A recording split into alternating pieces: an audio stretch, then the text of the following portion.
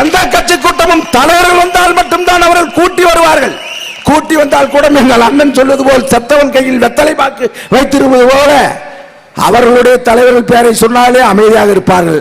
ஆனால் எங்கள் தமிழக வெற்றி கழகம் எங்கள் தலைவர் வெற்றி தலைவர் என்று பெயரை சொன்னால் ஏதோ ஸ்டவ் அடிப்பில் அமர்ந்தது போல தகித்துக் கொண்டிருக்கின்ற சமூக குப்பையை எரிக்கக்கூடிய கூட்டமாக இங்கே கூடியிருக்கிறோம்.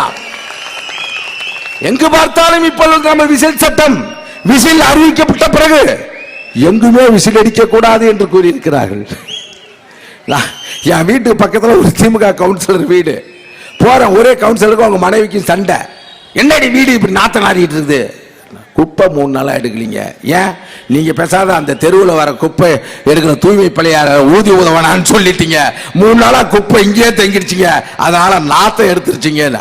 வீட்டில் இருக்க நாட்டத்தை மட்டுமல்ல நாட்டில் இருக்கிற நாட்டத்தையும் துரத்து வந்த விசில் சத்தம் தான் எங்களுடைய விசில். நம்மளை பார்த்து இவர்கள் கொள்கை இல்லை என்று சொல்கிறார்கள்.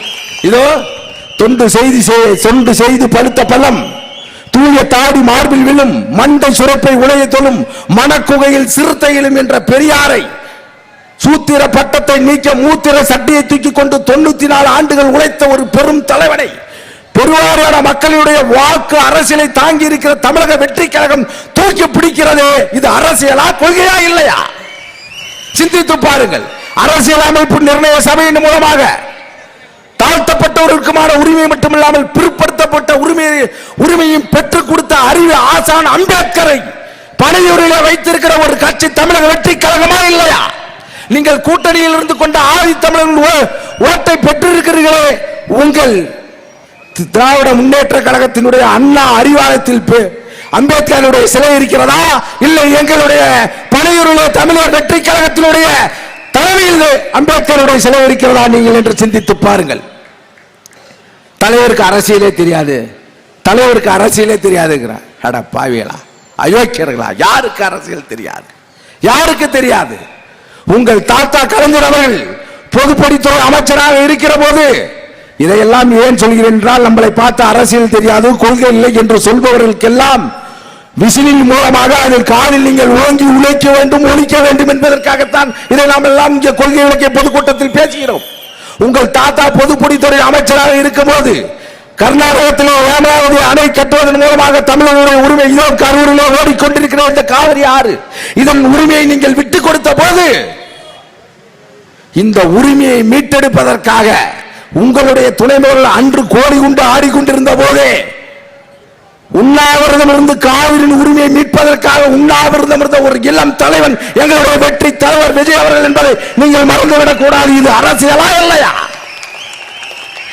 உங்கள் தாத்தா கச்சத்தீவை தூக்கி கொடுத்ததின் காரணமாக நாகப்பட்டினத்திலே தமிழக மீனவர்களுடைய உயிர்கள் பல ஆயிரக்கணக்காக கொன்றொழிக்கப்பட்ட போது இதே நான் இருக்கிறேன், இதோ தமிழக மக்களுடைய பிரதிநிதியாக நான் இருக்கிறேன் என்று நாகப்பட்டினத்திலே பல லட்சக்கணக்கான இளைஞர்களை கூட்டி ஆர்ப்பாட்டத்தை பொதுக்கூட்டத்தை நடத்தி காட்டினாரே எங்களுடைய தலைவர் வெற்றி தலைவர் விஜய் அவர்கள்.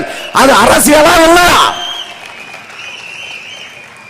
நீட்டை கொண்டு வந்து எங்களுடைய தங்கை அனிதாவை கொன்றொழித்த போது அவர்கள் வீட்டுக்கு போய் ஆறுதலாக இருந்து உறுதுணையாக இருந்தாரே எங்களுடைய வெற்றி தலைவர் விஜய் அவர்கள். அது அரசியலா இல்லையா? ஸ்டெர்லைட் போராட்டத்திலே 13 பேரை ஒரு தனியார் நிறுவனத்துக்கு போராடி உயிர்விட்ட போது தன் பாதுகாப்பை பற்றி கவலைப்படாமல் உடனடியாக இரவோடு இரவாக சென்று ஆறுதலாக உறுதுணையாக இருந்தாரே எங்களுடைய வெற்றி தலைவர் விஜய் அவர்கள். அது அரசியலா அல்லவா? யாருக்கு தெரியாது அரசியல்? இந்த 21ஆம் நூற்றாண்டில் மாபெரும் மக்கள் புரட்சி இளைஞர் படை மெரினா புரட்சி என்று நாட்டு மாட்டுக்காக குரல் கொடுத்த போது நாங்கள் தமிழ் மாணவர்கள் தமிழுக்கு உயிரானவர்கள் தமிழகம் அமைதியாக இருந்தால் ஏடுகள் தூக்கி படிப்போம் இல்லையா எரிமடியாய் வெடிப்போம் என்று போராட்டத்தை நடத்திய போது அங்கு போய் மாணவர்களை ஊக்கப்படுத்தி போராட்டத்திற்கு உறுதுணையாக இருந்தாரே எங்கள் தலைவர் அவர்கள். அது அரசியலா இல்லையா? யாரை பார்த்து தெரியாது அரசியல் இன்ஜினியர்கள்.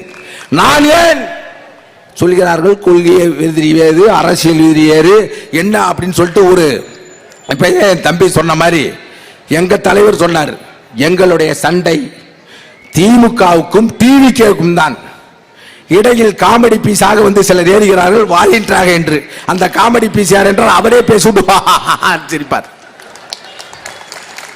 அவர் சொல்றாரு, என் தம்பி சொன்ன